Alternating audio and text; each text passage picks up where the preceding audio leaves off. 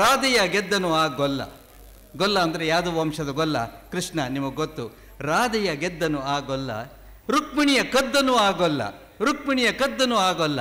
16,000 ಹೆಂಡಂದಿರ ಸಂಭಾಳಿಸಿದನು ಆ ಗೊಲ್ಲ, 16,000 ಹೆಂಡಂದಿರ ಸಂಭಾಳಿಸಿದನು ಆಗೋಲ್ಲ. ಈಗಿನವರಿಂದ ಒಬ್ಬಳನ್ನು ಸುಧಾರಿಸುವುದಕ್ಕೂ ಆಗೋಲ್ಲ ಆಗೋಲ್ಲ ಆಗೋಲ್ಲ.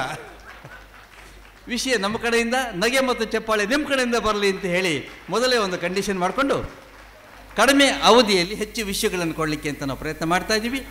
ಸೊ ಆ ದಿಶೆಯಲ್ಲಿ ನಾನು ಈ ದೇವರನ್ನು ಕೃಷ್ಣನ ಪ್ರಾರ್ಥನೆ ಮಾಡಿಕೊಂಡು ಹೋಗ್ತಾ ಇದ್ದೀನಿ. ಇದನ್ನು ಬರೆದಿದ್ದು ನಾ ಡುಂಡಿರಾಜ್ ಅವರು ಅಂತ ಹೇಳಿದೆ. ಅವ್ರು ಕೇಳಿದೆ, ಈಗಿನವರಿಂದ ಒಬ್ಬಳನ್ನು ಸುಧಾರಿಸೋದಕ್ಕೂ ಆಗಲ್ಲ ಅಂತ ನಿಮ್ಗೆ ಯಾವಾಗ ಸರ್ ಗೊತ್ತಾಯಿತು ಅಂತ ಕೇಳಿದಾಗ ಡುಂಡಿರಾಜ್ ಹೇಳಿದ್ರು, ಮದುವೆ ಆದಮೇಲೆ ಗೊತ್ತಾಯಿತು ಅಂತ ಹೇಳಿದ್ರು. 3 ಪತ್ರಿಕೆಯವರು, ಕನ್ನಡಪ್ರಭ, ಪ್ರಜಾವಾಣಿ ಮತ್ತು ಉದಯವಾಣಿ, ಈ 3 ಪತ್ರಿಕೆಯವರು ಹೇಗೆ ಪ್ರಕಟ ಮಾಡ್ತಾರೆ ನಿಮಗೆ ಗೊತ್ತು. ಒಬ್ಬರು ಮೋ ಇ ಲಿ ಅಂತ 3 ಅಕ್ಷರ ಬರೀತಾರೆ, ಮತ್ತೊಬ್ಬರು ಮೊಯ್ಲಿ ಅಂತ ಹೀಗೆ ಲಾವತ್ತು ಕೊಡ್ತಾರೆ, ಮತ್ತೊಬ್ಬರು ಉದಯವಾಣಿಯವರು ಮೋಗೆ ಐತ್ವ ಕೊಟ್ಟು ಮೊಯ್ಲಿ ಅಂತ ಬರೀತಾರೆ. ಸರಿ, ನಾನು ಕೇಳಿದೆ, ಯಾವುದೋ ಒಂದು ರಾಮಾಯಣ ದರ್ಶನ ಯಾವುದೋ ಒಂದು ಪುಸ್ತಕ ಬಿಡುಗಡೆ ಯಾವುದೋ ಇತ್ತು, ಆವಾಗ ಸರಿ 3 ಥರ ಬರೀತಾರಲ್ಲ ನಿಮ್ಮ ಹೆಸರು, ಯಾವುದು ಕರೆಕ್ಟು ಸರ್ ಅಂತ ಕೇಳಿದಾಗ ನನಗೆ ಎಲ್ಲ ಪತ್ರಿಕೆಯವರು ಬೇಕಲ್ವ ನಮಗೆ, ಹೀಗಾಗಿ 3 ಕರೆಕ್ಟ್ ಹೋದ್ರು ಅವರು. ನನಗೆ ಡೌಟ್ ಬಂದುಬಿಡ್ತು, ಅಲ್ಲ 3 ಕರೆಕ್ಟ್ ಅಂದರೆ ಯಾವುದಾದ್ರು ಒಂದು ಕರೆಕ್ಟ್ ಇರಬೇಕು ಅಂತ. ಆಗ ಈಗೋ ಕನ್ನಡವನ್ನು ಪ್ರೊಫೆಸರ್ ಜಿ ವೆಂಕಟಸುಬ್ಬಯ್ಯ ಅವರು ಬರೀತಾ ಇದ್ರು, ಅವರಿಗೆ ಫೋನ್ ಮಾಡಿದೆ. ಅಂದರೆ ಈ ಪ್ರಾಪರ್ ನೋನ್ಸ್ ಬಗ್ಗೆ ನನಗೆ ಡೌಟ್ ಇತ್ತು ಸರ್ ಅಂದೆ. ಬೇರೆ ಒಂದು ನನ್ನ ಫ್ರೆಂಡ್ ಹೇಳಿದ ಉದಾಹರಣೆ ಕೇಳಿದೆ, ಈ ಭಾಗೀರಥಿ ಅಂತಕ್ಕಂಥ ಪದವನ್ನು ಸರ್ ಭಾಗೀರಥಿನ ಹೇಗೆ ಸರ್ ಬರೀಬೇಕು, ಭಾಗೀರಥಿ ಅಂತ ಮಹಾಪ್ರಾಣ ಬರೀಬೇಕಾ, ಭಾಗೀರಥಿ ಅಂತ ಅಲ್ಪಪ್ರಾಣ ಬರೀಬೇಕಾ ಅಂತ ಕೇಳಿದೆ. ಯಾಕೆ ಅಂದರು, ಅದೇ ಹೆಂಡತಿನ ಭಾಗೀರಥಿ ಅಂತ ಹೆಸರಿಟ್ಟಾಗ ಹೇಗೆ ಕರಿಬೇಕು, ಅಲ್ಪಪ್ರಾಣನ ಮಹಾಪ್ರಾಣ ಅಂದೆ.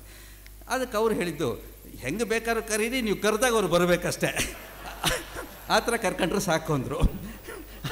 ಆಮೇಲೆ ನಾನು ಹಂಗಲ್ಲ ಸರ್, ಭಾಗೀರಥಿ ಅಂತ ಮಹಾಪ್ರಾಣ ಹಾಕೋದ, ಭಾಗೀರಥಿ ರತಿ ಮನ್ಮತ ರತಿ ಹಾಕೋದು ಹೇಗೆ ಅಂದಾಗ ವೆಂಕಟಸುಬ್ಬಯ್ಯ ಹೇಳಿದ್ದು, ನೋಡಿ ನಿಮಗೆ ಗ್ರಾಮರ್ ಬೇಕಾದರೆ, ವ್ಯಾಕರಣ ಗ್ರಾಮರ್ ಬೇಕಾದರೆ ಭಾಗೀರಥಿ ಅಂತ ಮಹಾಪ್ರಾಣದಲ್ಲಿ ಕರೀರಿ, ಗ್ಲಾಮರ್ ಬೇಕಾದರೆ ಭಾಗೀರಥಿ ಅಂತ ಅಲ್ಪಪ್ರಾಣದಲ್ಲಿ ಬರೀರಿ ಅಂದರು.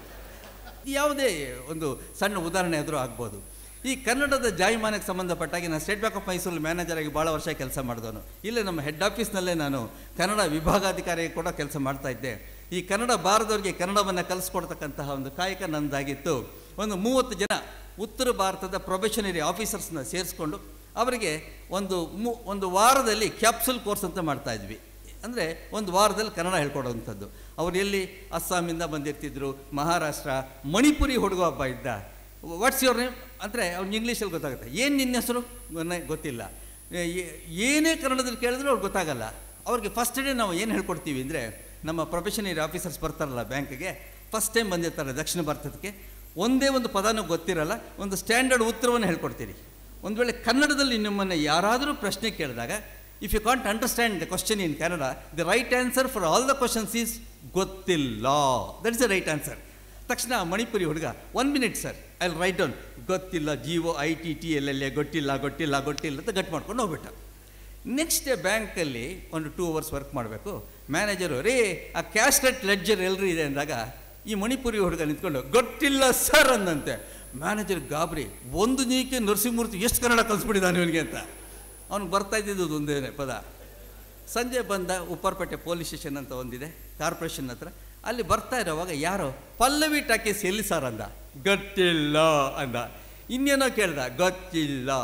ಅಲ್ಲಿ ಸಿಗ್ನಲ್ ಲೈಟ್ ಹತ್ರ ಬಸ್ ಬಂದು ನಿಂತ್ಕೊಳ್ತು, ಈ BMTC ಬಸ್ಸು. ಅದರ ಮುಂದಿನ ಡೋರ್ನಲ್ಲಿ ಕೇವಲ ಮಹಿಳೆಯರು ಮಾತ್ರ ಹತ್ಕೋಬೇಕು, ಹಿಂದಿನ ಡೋರಲ್ಲಿ ಪುರುಷರು ಹತ್ಕೋಬೇಕು. ಇದು ಇಲ್ಲಿನ ರೂಲ್ಸು. ಉತ್ತರ ಭಾರತದಲ್ಲಿ ಹತ್ರ ರೂಲ್ಸ್ ಇಲ್ಲ, ಯಾರು ಎಲ್ಲಿ ಬೇಕಾದ್ರೂ ಹತ್ಬೋದು. ಆ ಸಿಗ್ನಲ್ ಲೈಟಲ್ಲಿ ಈ ನಮ್ಮ ಮಣಿಪುರಿ ಹುಡುಗ ಅವನಿಗೆ ಗೊತ್ತಿಲ್ಲ, ಫ್ರಂಟ್ ಡೋರಿಂದ ಹತ್ತುಬಿಟ್ಟ ಸಿಗ್ನಲ್ ಲೈಟಲ್ಲಿ.